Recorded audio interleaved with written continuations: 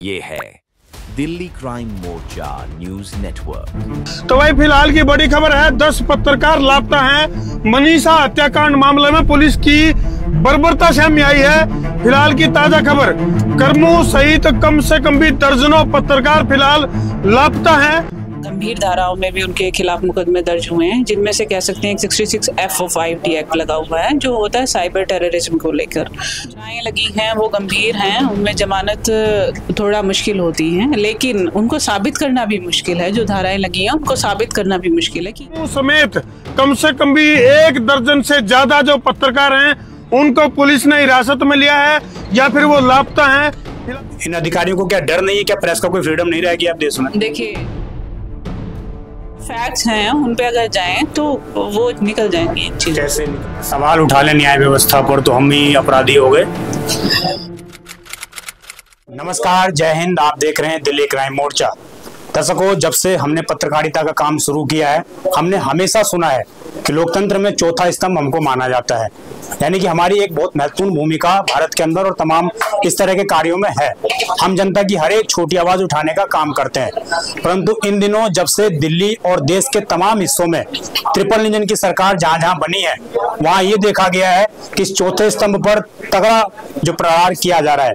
कल भी SSC protest में एक प्रसिद्ध चैनल के पत्रकार और कैमरामैन को हिरासत में लिया गया रामलीला ग्राउंड से। इसके अलावा कुछ समय पहले आपने सुना होगा किस प्रकार हरियाणा के अंदर एक ऐसी घटना है जिसने पूरे समाज को शर्मसार किया है, पूरे समाज को उसने झकझोरने का काम कर दिया था कि आखिरकार किस तरह से लोगों की गंदी सोच जो है अब मानवता को शर्मसार कर रही है। उसी के संबंध में एक प्रसिद्ध पत्रकार हैं कर्मू जी। वो लगातार देहाती रूप से पत्रकारिता करते हैं, गांव की आवाज उठाने का काम करते हैं सदैव से। उनके निशा गौर मैम से जुड़ता हूं। ये दिल्ली हाईकोर्ट में प्रैक्टिस करती हैं, दिल्ली के तमाम और NCR के तमाम कोर्टों में इनका आना जाना लगा रहता है। इनके प्रकाश में भी, इनके सामने भी ये मामला सामने आया है। इनसे जुड़ता हूँ कि किस तरह के आपराधिक केस कर्मू जी के ऊपर किए गए हैं और उसको लेकर इनकी क्या तैयारियां हैं, किस तरह की तैयारियां कर रही हैं। मैम, बहुत बहुत स्वागत है आपका दिल्ली क्राइम मोर्चा पर। मैं पहले यही जानना चाहूंगा दर्शकों के लिए कि कर्मू जी पर क्या केस लगाया गया, सरकार ने क्या बोला है उनको, क्या ऐसा उन्होंने अपराध कर दिया? देखिए, उन पे FIR दर्ज हुई है और उन पे नहीं, काफी सारे लिंक्स जो हैं FIR के अंदर दिए गए हैं। तो कुछ गंभीर धाराओं में भी उनके खिलाफ मुकदमे दर्ज हुए हैं, जिनमें से कह सकते हैं 66 FO5D एक्ट लगा हुआ है, जो होता है साइबर टेररिज्म को लेकर। लेकिन वो एक्चुअल अगर उसकी लैंग्वेज हम पढ़ते हैं तो वो ये होता है कि कोई एक डेटाबेस जो गवर्नमेंट का होता है उसको कोई हैक करने की कोशिश कर रहा है। ठीक है, तो मतलब एक तरीके से हैकर, जब साइबर अटैक होता है जो हमारे देश की यूनिटी को, देश की संप्रभुता को नुकसान पहुंचा सकता है, इस तरीके के मामलों में ये धाराएं जो है दर्ज होती हैं। या किसी की जान माल की हानि हो सकती है, कुछ ऐसा करता है, कंप्यूटर रिसोर्स को हैक करके इस तरीके का काम करता है। तो ये एक जो है सबसे गंभीर उन पे धारा लगाई गई है। दूसरा है 196 एक लगाई गई है। उसमें क्या होता है कि कोई आदमी इस तरीके से काम करे, कुछ ऐसा बोले जिससे दो ग्रुप्स के बीच में दुश्मनी पैदा हो जाए, एनमिटी पैदा हो जाए।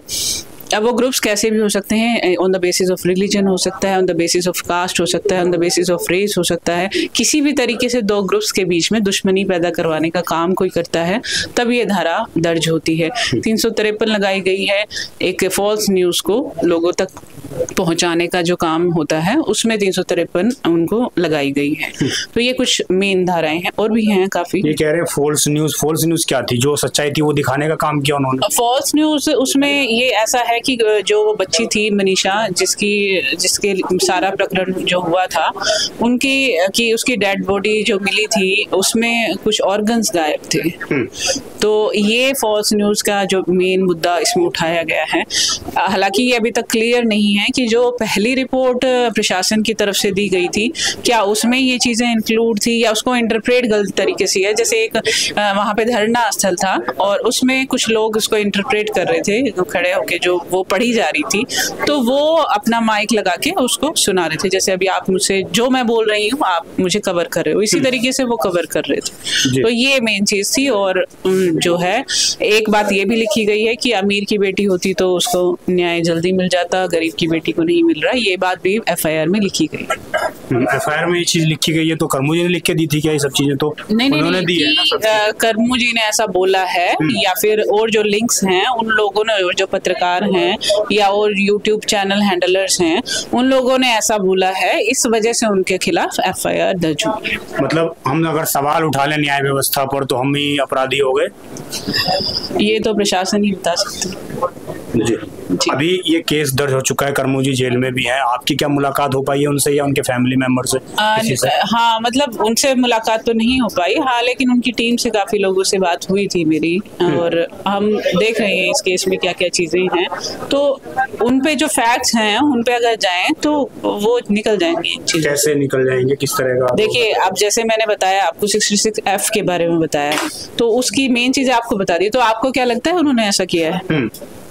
तो यही चीजें पुलिस को कैसे लग गया मैम? पुलिस ने किस तरीके से, मतलब क्या ऐसी दुश्मनी रही होगी? मैं यही कहती हूँ ना, उनके पास क्या ऐसी चीजें अलग हैं जिसको वो, देखो हम भी शुरुआत से इस केस से जुड़े हुए हैं, तो हमने जो चीजें देखी हैं, कंक्लूड की हैं, तो हमने अपने फैक्ट्स ये रखे हैं। अब वो अलग क्या लेके आते हैं, उनके पास अलग ऐसी क्या चीजें हैं जिससे ये कंक्लूड कर लिया गया कि इन्होंने साइबर टेररिज्म किया है। जी, आपको नहीं लगता जब आप लोग न्याय की व्यवस्था में काम करते हैं, हम लोग आप लोगों तक मामले लेकर आते हैं, आप लोगों तक आवाज पहुंचाते हैं, कई बार आप लोगों की आवाज भी हमें सुनानी पड़ती है, अब हमें एक टारगेट किया जा रहा है तमाम प्रशासन के अधिकारियों के माध्यम से। कल भी मैंने देखा रामलीला ग्राउंड पर दिल्ली के अंदर ही वरिष्ठ IPS अधिकारी हैं, 2012 बैच के अधिकारी हैं, वो DCP हैं अभी, और उनकी तरफ से पत्रकार का आई कार्ड लेके बोला इसकी तो जांच पड़ताल की जाएगी, ये तो फर्जी लग रहा है।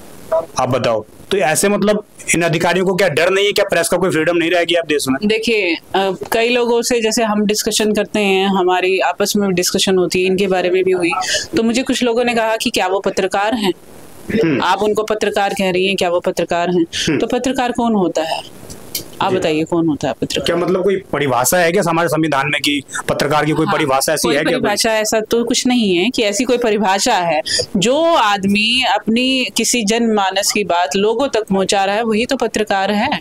और वो भी यही कर रहे थे अपना, ठीक है, वो देसी अंदाज में कर रहे थे, वो देसी पत्रकार इसलिए अपने आप को कहते हैं, हर जगह वो पहुंचते हैं, वो भी ऐसा ही कर रहे थे, आप लोग भी ऐसा ही कर रहे हो। जो लोकल न्यूज वाले हैं वो जल्दी पहुंचते हैं, बल्कि मुझे लगता है किसी भी न्यूज तक जल्दी पहुंचते हैं और वो लोगों तक पहुंचा भी देते हैं, और हम लोग भी वो चीजें देखना पसंद भी करते हैं, तभी तो ये चल रहा है। सबको पसंद है वो देखना, तभी तो ये चल रहा है, नहीं तो ये खत्म ही हो जाए।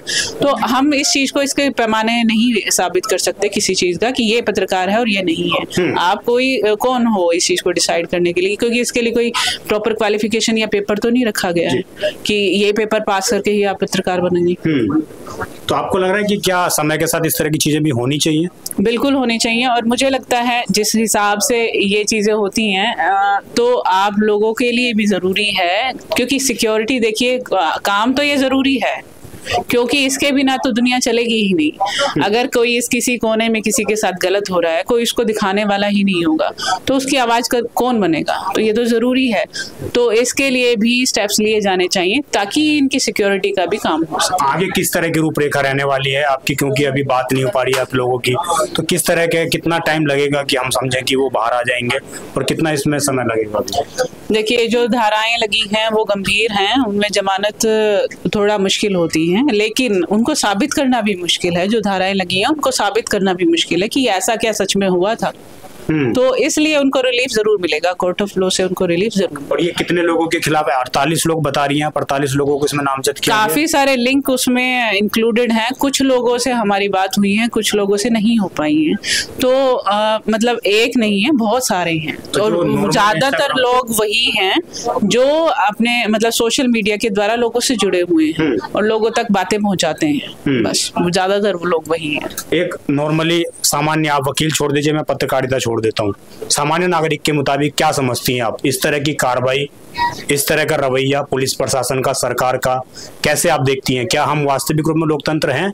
ये सवाल एक खड़ा होता है कि नहीं? देखिए, क्रिमिनल किसी को साबित करने के लिए या बनने के लिए सबसे जरूरी है उसकी मानसिकता होनी चाहिए क्रिमिनल वाली। तो अगर किसी की मानसिकता है, वो क्राइम करना चाहता है, तो ही उसको एक्यूज बनाना चाहिए। अगर वो नहीं चाहता था और वो ऐसा सोच के उसने कोई काम नहीं किया, तो उसको कोर्ट भी उस चीज को मतलब नहीं एक्सेप्ट करती कि ये चीजें नहीं होनी चाहिए, हमारे हिसाब से भी नहीं। चलिए, धन्यवाद मैम। और इस देश में आधे से ज्यादा सिटिंग मुख्यमंत्री ऊपर एफआईआर दर्ज है, गंभीर धाराओं में हत्याओं की एफआईआर दर्ज है, उनको कभी गिरफ्तारियां नहीं करनी पड़ती हैं। लेकिन जो आम जनमानस का आवाज उठाने का प्रयास कर रहे हैं, उनके ऊपर एफआईआर दर्ज करके उनको जेल के अंदर डाल रखा है। तो इसके बाद आप समझ सकते हैं कि किस तरह की विचारधाराएं हमारे सरकारों के अंदर, हमारे सिस्टम के अंदर घुस चुकी हैं, जो अपने खिलाफ एक भी आवाज नहीं सुनना चाहती हैं। अब दर्शकों, फैसला आपका करना है, क्योंकि आपकी वजह से हम लोगों ने ये माइक उठाया है। ये तमाम जो बातें हम बोलते हैं वो आप लोगों की वजह से बोल पाते हैं, आप लोगों का सपोर्ट है। और अगर आप लोग आज साथ नहीं देंगे तो हमारे भविष्य पर भी और हमारी पत्रकारिता भी गंभीर सवाल उठने खड़े हो जाएंगे। देखना ये होगा आम दर्शक हमारा कितना साथ दे पाते हैं। आप देखते रहें दिल्ली क्राइम मोर्चा। मैं विजय ठाकुर अपने सहयोगी अमन के साथ। धन्यवाद।